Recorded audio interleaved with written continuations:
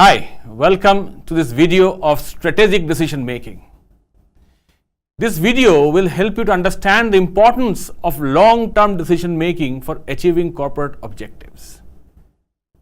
Because it is the strategic decision that determines a company's sustenance into the market in the longer run, which is having a longer duration and which has a tremendous impact on the market or the product benefit and the growth of the company.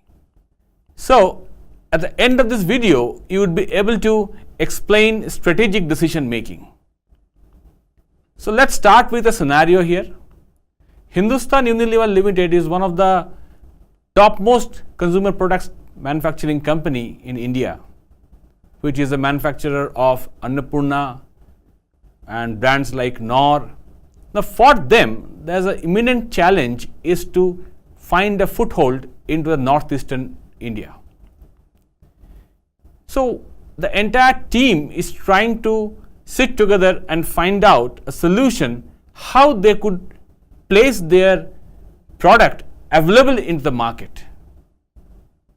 And at the same time, they're trying to find out what would be the distribution strategy and how they could find a distributor of their product into that markets. So, they need to consider about their supply chain and also identify a distributor who could be selling into the market across different states. So, the entire team management sat together, went for a complete market scanning and come up with a list of prospects who could be utilized and who could sell their products into the market. So, that is a part of a very important strategic decision. So, now this decision made by top managers are termed by a strategic decision because these people are going to sell the product in a longer duration, and accordingly the supply chain needs to be built around those strategies, which will be feeding the market with a constant supply of products. So, a strategic decision has to have a long-term scope and long horizon of years, tentatively say 3 to 5 years of time. And then this strategy has to work in line with the vision of the organization. That means where the company wants to go in the longer run. Also, it should be supportive to the mission, which will outline the very existence of the company in the market. So, let's take a case of pharmaceutical company. So, for them, the critical challenge is to position themselves into the market, finding out the feedback, the responses that they get. Now, the segmentation, the targeting of the customers, positioning them as a brand is always a very strategic challenge for any organization which the companies are thriving for. So, primary objective is to find the market segments where the company would like to place their products.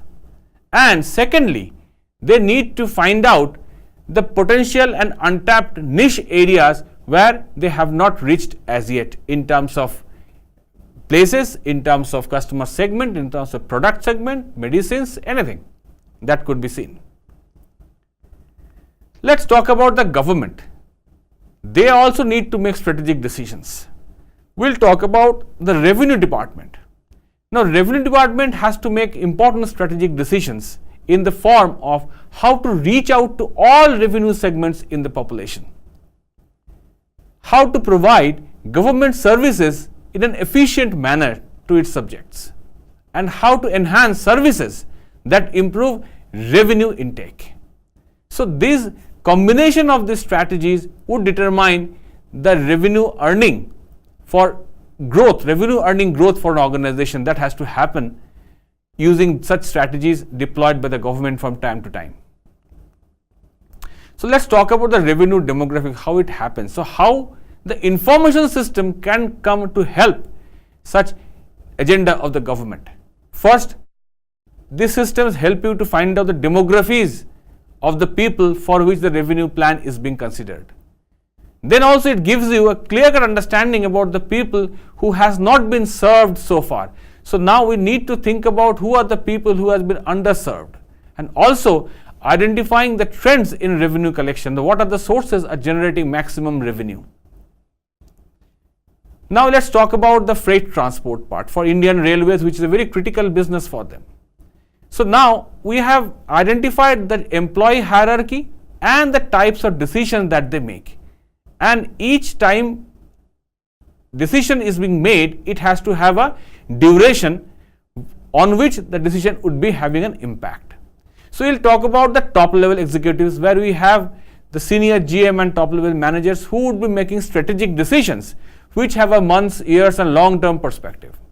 Immediately below them, there are supervisors or the managers or knowledge workers who make operational decisions, where it has a duration of days, weeks, months and a medium term decisions which is done to fulfill the strategic objective of the organization. And at bottom we have the workers like the nurses, drivers, this type of employees who make tactical decisions, and for those cases the time duration is very limited, immediate most of the times, and hourly timing is being done.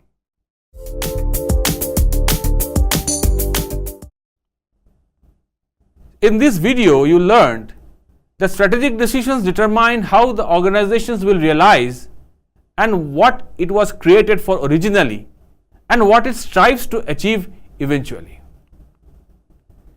The Indian Railways uses information on ticket and freight transport sales to decide on which routes to further enhance its services and in which region to shut the train services.